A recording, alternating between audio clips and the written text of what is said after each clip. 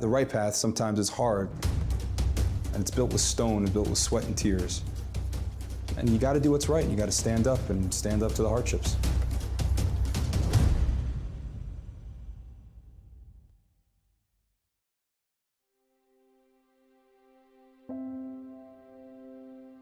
We were pretty much a normal family, you know, pretty happy-go-lucky. My mom is a very, very special person and beyond giving. She put everything into us. We were her life. Hello. Hello. Hi, Mommy. How you doing? My father was a leader in the community. His name was Yaakov Guttman. He was a very unusual person, a happy, joyous, giving, caring, kind individual, you know, who would sit and learn with them and study with them and be with them and take them out and do stuff, play ball, whatever it was. You know, it was one of the reasons I married him, because he was a real daddy. I remember my parents kissing, and I remember my parents holding hands, and I remember at the Shabbos table, them having their own type of language between their eyes.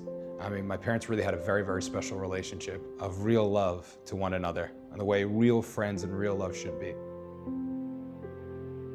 When Yaakov was in first grade, he was very, very distractible. We realized that he had some kind of learning issues, and we did the best that we could to tackle it with, you know, our naivete that we had at that point in our lives. When he was in fourth grade, he really couldn't read. My husband and I met with Yaakov's Rebbe and sat down to make a plan for him how he could learn better in class. And then, of course, you know, when we came back from winter break, the rug was pulled out from underneath him. I mean, Yaakov was 10 and my sister was 11. I was only 5 at the time. It was the middle of the night. My bedroom was right next to the bathroom. We heard like a loud crash in the bathroom. And I heard a huge thud. And my mom got up and ran to the bathroom to see what's happening. And that's when I heard the scream. And I just ran out of bed and ran to the bathroom. My father had a heart attack. He dropped to the floor and stopped breathing. And she's like, call 911. I couldn't focus. I couldn't understand. I couldn't remember my address, and it took the first responders a long time to get to us. And my father's on a stretcher, hooked up to oxygen, and had an IV in him already. We didn't really understand. We knew it couldn't have been good. I think from exhaustion and just crazy emotions, I fell asleep on the floor. And then my mother and my uncle came back. And I see everybody very sad. And I remember I went straight to my mom and I said, you know, what happened? And she goes, Daddy's not coming home. My uncle just kind of cradled us and was like, he's gone, but it's gonna be okay. My mom was crying, my sister was crying, I was crying, my uncle was crying. My kids went to sleep with a father and woke up with that one. I couldn't understand that my father, my hero, could have something horrible happen to him. And we cried a lot. And then by the morning, our house was filled with people. And from then, they started getting me ready for the alvaya, and we went to the cemetery and buried my father. After my father passed, my entire house was, flipped upside down. I mean, it was a shock. It was a shock to everybody. The first time I went to shul without my dad was a real eye-opener. When I used to go to shul with my dad, we used to have 1,000 eyes look at us because, hey, here's Yaakov Guttman, who's everybody's best friend, who we all love and can't wait to see. And all of a sudden, you have 1,000 sad faces stare at you and go, where's your dad? And it was just depressing.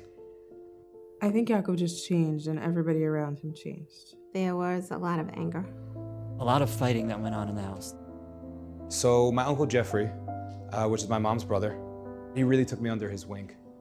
So my uncle passed away exactly 8 months after my father. That rocked my world. You know, it really is like someone just taking a sledgehammer right to your heart. So Yaakov didn't know where to turn or what to do with himself. And here I am, 10, 11 years old. My father passed away. The guy who took over for him, in a sense, now just passes away. What do I do? And at that age, I felt very alone.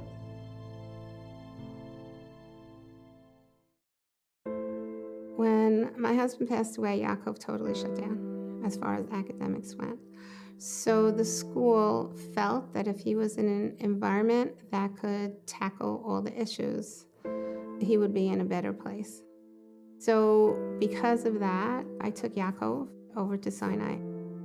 Sinai teachers are not judgmental. They are there to teach children who have been hammered and battered by their previous experiences, whether they are emotional or learning issues. Kids come to us feeling a lot of pain.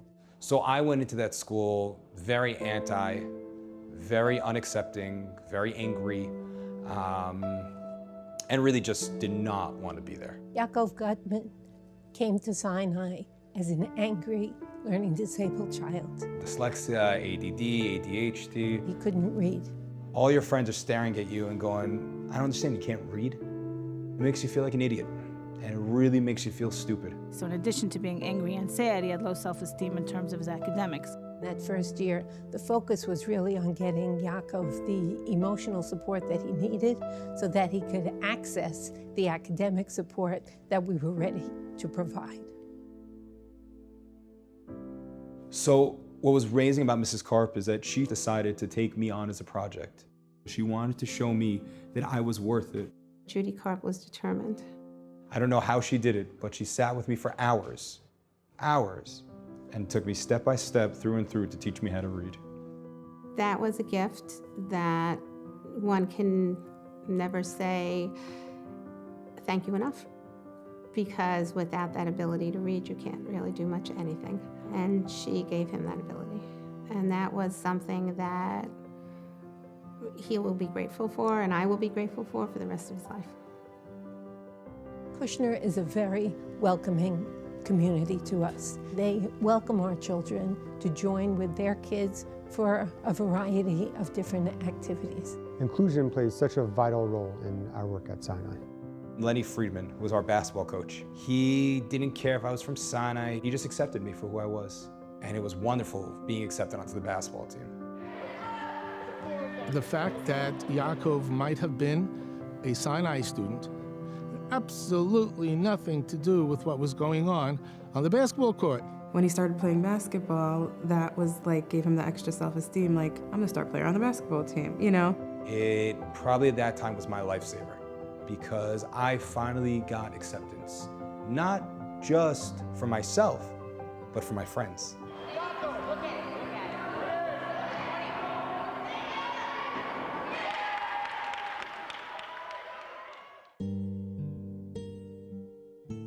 When Yaakov graduated high school, he went to yeshiva for a year in Israel.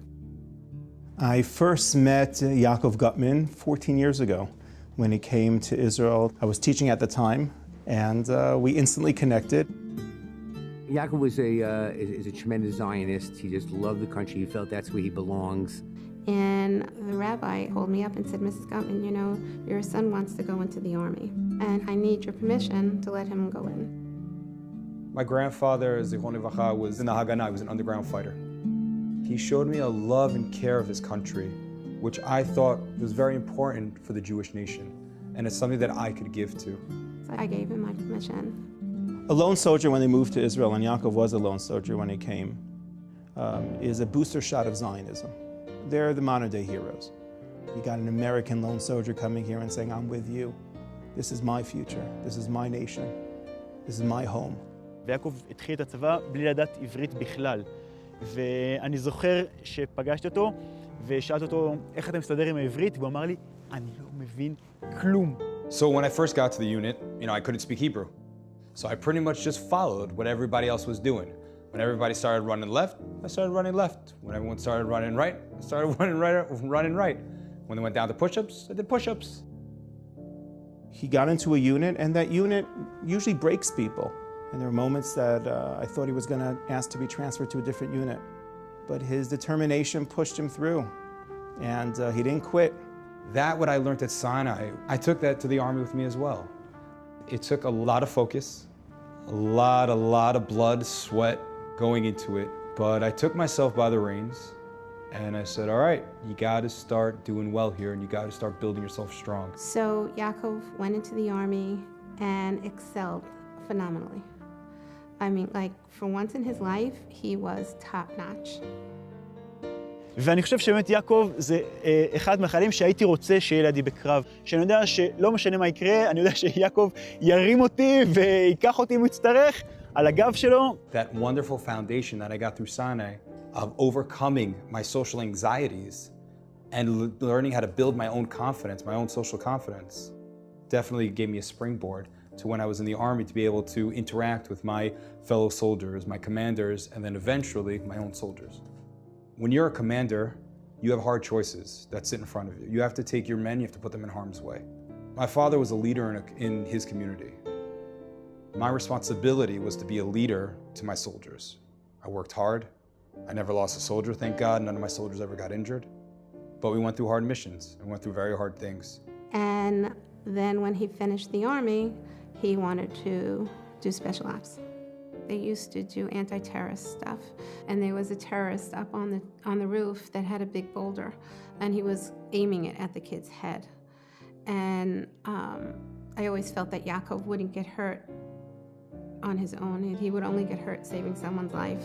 And so what he ended up doing was throwing his body over this kid so that he wouldn't get killed, and the boulder hit Yaakov's shoulder, and he had a 40% tear of his shoulder. I protected my men and protected my people. And if I ever had to do it, I'd do it over again with no question.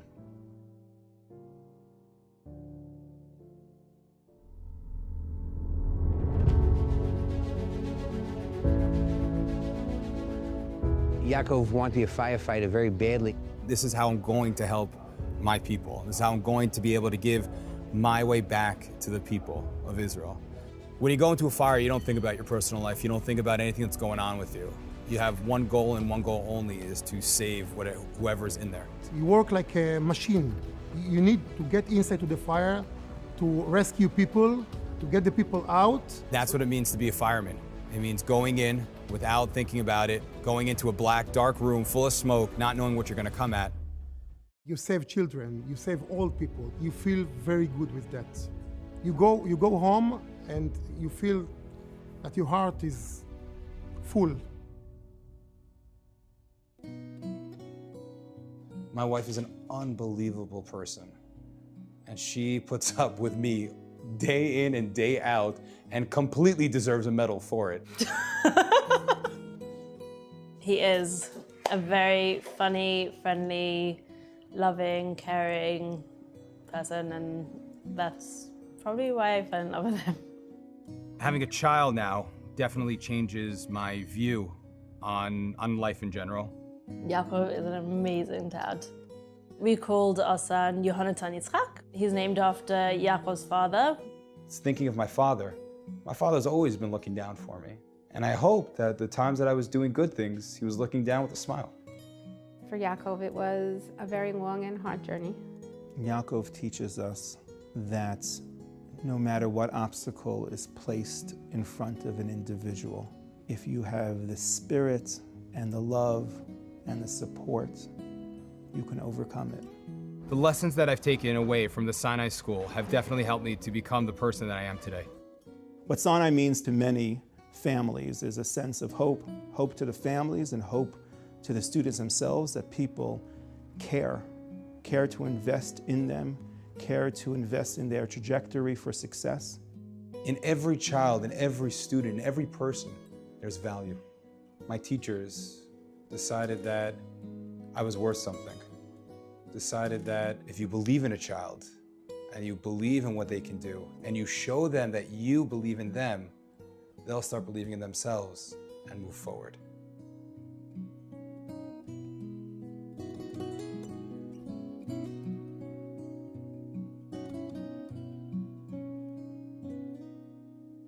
Oh gosh.